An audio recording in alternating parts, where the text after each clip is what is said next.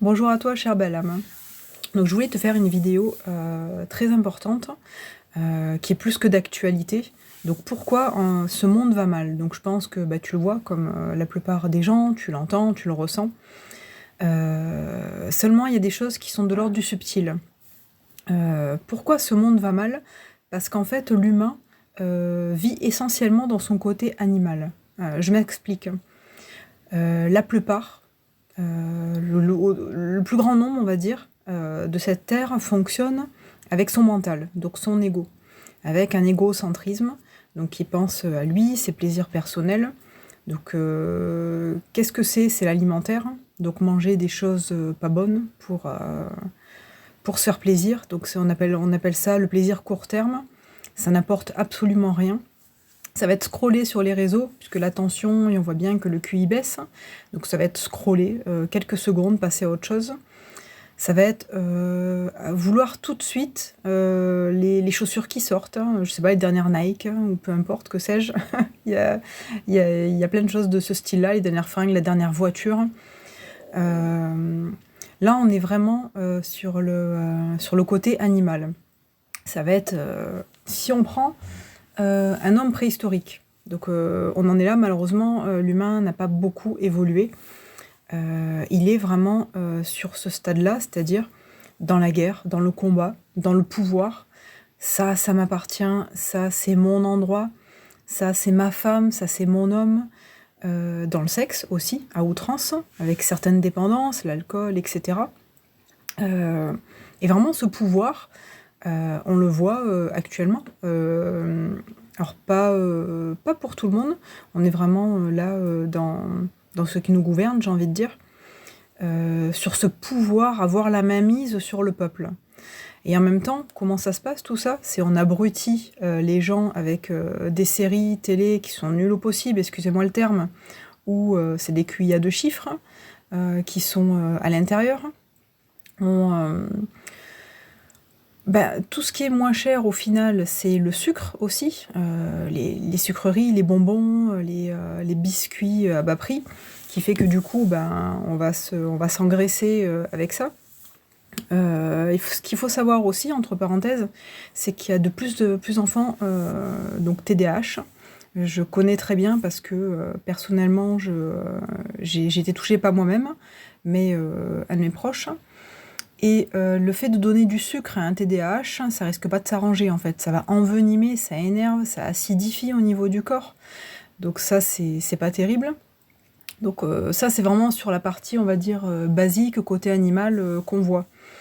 Il y a aussi autre chose, c'est vraiment ce manque d'amour. Je prends un exemple. Une fois, il y avait une petite mamie qui était chargée, qui avait pas mal de courses, qui avait un bon 80 ans, je dirais, et qui arrive devant des marches. Donc moi, j'étais un peu loin, je voyais déjà le spectacle devant, avec pas mal de personnes qui regardaient même pas, la plupart étaient sur leur téléphone. Presque à louper la marche, à pas faire attention, parce que tellement omnibulé par l'écran.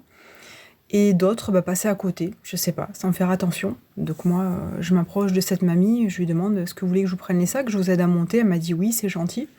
C'est une chose simple, est-ce que c'est compliqué de faire ça? Je pense pas, concrètement. Donc il y a des choses de la vie, ça s'appelle du bon sens aussi, c'est une éducation. J'ai 4 filles, et j'éduque mes filles, en tout cas, de la meilleure des façons possibles, avec les outils que j'ai, dans l'amour, avec respect, de soi, de l'autre.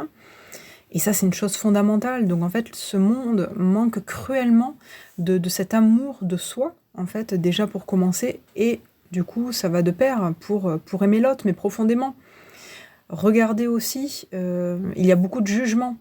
On ne connaît pas quelqu'un, on entend une histoire, quelque chose de négatif entre deux personnes. Je dis toujours, quand on n'a qu'une seule facette de témoignage, moi j'aime bien entendre les deux, pour me faire aussi mon idée.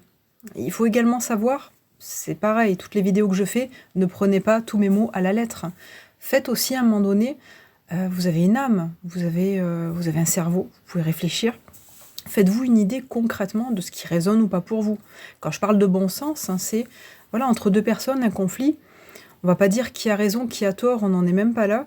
C'est en fait essayer de prendre de la hauteur et de dire ok, cette personne ressent ça, Ça peut être, elle ressent de la culpabilité, elle ressent de la colère, que sais-je, peu importe. Là, on parle des sentiments. Quel sentiment en ressort? Donc, on va dire plus négatif, ce qui l'impacte. Qu'est-ce qu'elle a vécu dans le passé? Qu'est-ce qui l'anime pour qu'elle réagisse ainsi?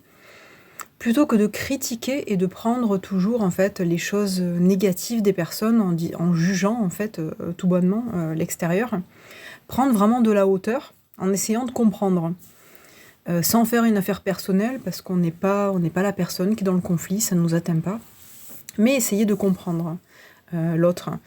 En fait, on agit beaucoup à travers ce mental. Donc ce mental, je le rabâche presque sur chacune de mes vidéos, mais si vous arrivez là sur mon compte, vous n'avez pas forcément eu le temps d'écouter toutes les vidéos, donc je fais une récap rapide.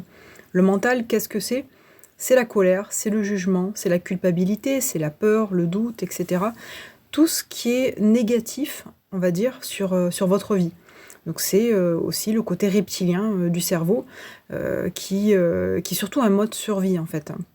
C'est-à-dire s'il y a un danger, qu'est-ce qu'on fait? On fuit, ou voilà. C'est-à-dire dans l'absolu d'avoir un comportement rapide. Donc ça, c'est important. Donc on est vraiment dans ce monde. Je vais essayer de faire vite parce que je suis déjà à 6 minutes et j'ai beaucoup de choses à vous dire. Donc il y a vraiment ce manque d'amour qui est là. Et c'est aussi à l'issue pourquoi il y a des guerres, pourquoi il y a des conflits, pourquoi il y a des jugements. On est vraiment, et je pèse mes mots, notre monde s'effondre profondément. Alors c'est pas négatif ce que je dis, puisque je trouve ça justement positif, parce qu'à un moment donné, je compare à un mur.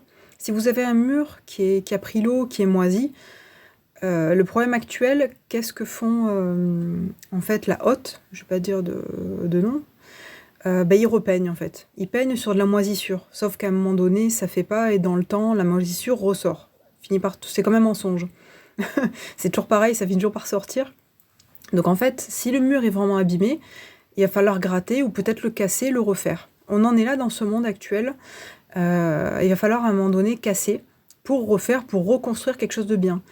Mais à un moment donné, on va pas reconstruire avec les mêmes erreurs. Il y a une citation, je sais plus le nom, peut-être dans les commentaires vous pourrez me le rappeler parce que j'enregistre tellement beaucoup de choses, je m'excuse qu'à force j'oublie. Il y a une citation qui dit la bêtise est de faire les choses toujours de la même façon en espérant un changement. C'est une hérésie en fait, ça marche pas.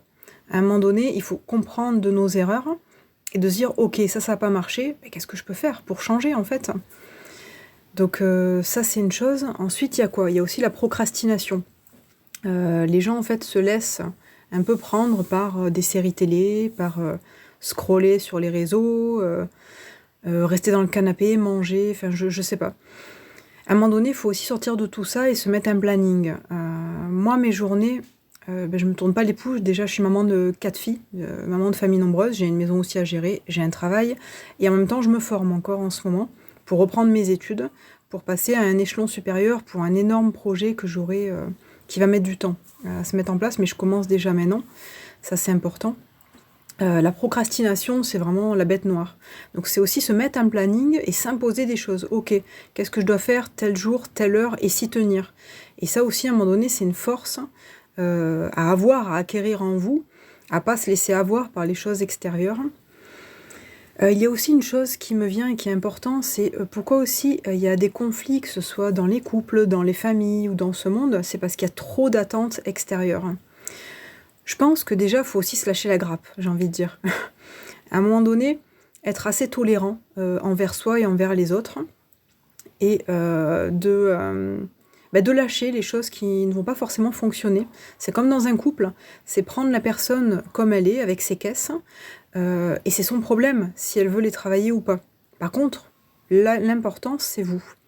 Donc du coup, je m'excuse, je vais devoir couper parce que ça va pas super vite, on va arriver à 10 minutes.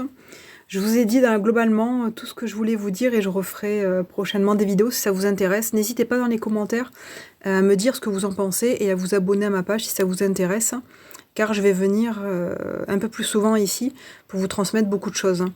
Merci infiniment pour votre écoute et je vous dis à bientôt. Bye.